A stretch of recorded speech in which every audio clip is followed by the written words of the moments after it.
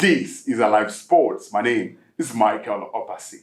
Nigerians are still basking in the euphoria of Team Nigeria's performance at the just concluded Commonwealth Games in Birmingham, where the country recorded their best ever performance in the history of the Games. For the records, Team Nigeria finished with 12 gold medals, 9 silver and 40 bronze medals to emerge the best African country on the medals table with an overall 7th position from the 72 countries that participated at the Games, a feat many believe did not happen accidentally for a country that has so much going on at this point in time. Once again, sports has emerged as the engine that is powering the country forward. And joining me live on the show today is ex-international, 5-time Olympian, Mary Onyali, after this short break.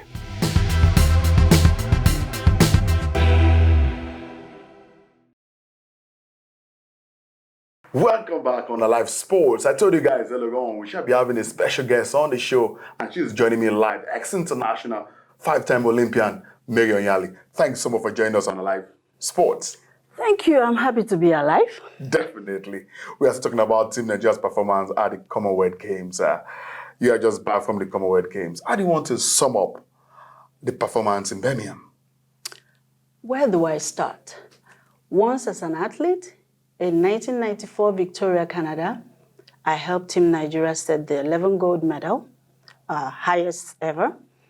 And now as an administrator, working with the Honorable Minister Sunday Dare, I have also helped in breaking the record. I mean, I can't be any happier. Wow, you can't be any happier. The success in Birmingham, it's very difficult for us to say any success is accidental. How did we get here? 12 gold medals, eclipsing the performance in the past, the best ever performance. How did we achieve this? From 1950, when we first attempted our first Commonwealth to date, it's no fluke, it's no accident. It took years, months, days, hours, seconds of planning and replanning, strategizing by the Honorable Minister, coupled with all the tons of initiatives that he brought into the office. As soon as he came into the office, he called me on board and he specifically told me, Mary, we have a lot of work to do. Mm-hmm. And Lord, did we work.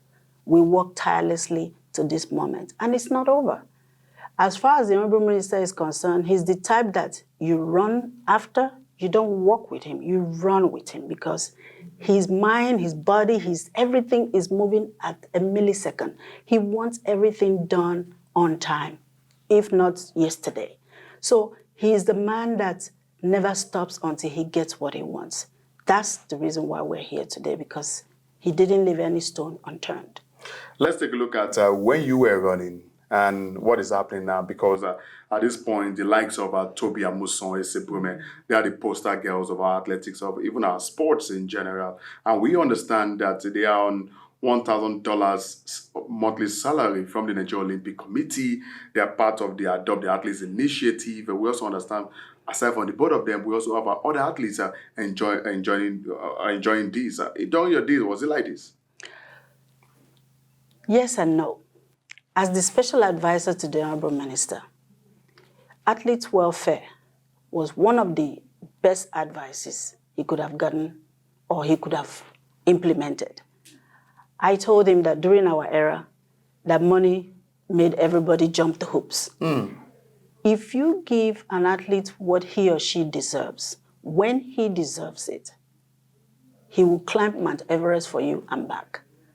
So he took that advice to heart. And that's the reason why in his welfare package, even beyond what the government stipulated for him to pay to the athletes, he will go through anything. He got the Adopt initiative. He used his personal contacts, his fellow ministers, and every and anybody that could help him, private, public sector. He walked the ropes to make sure these athletes are adopted, foreign-based athletes for 20, local-based, home-based athletes for $10,000 each. And this money was paid directly into their pocket, no third party. He said no to money coming through the ministry to the athlete or through whoever. He just wants the athlete to get this money and use it for what it's supposed to be. Work, train, pay your coaches, do your nutrition, do your medical, whatever it takes for you to get where we are today. And that's the reason why you're seeing the success. And it's not over, because those athletes that have been adopted by, 44 of them have been adopted so far. 44? 44 athletes have been adopted so far.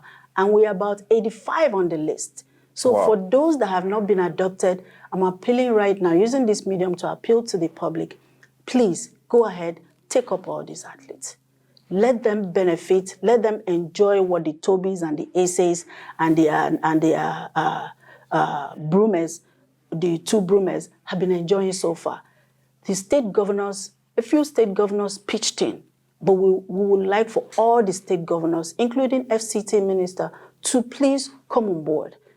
We have 36 states plus FCT. If we have each state take one athlete out of the 85, then the private sector can work with the rest.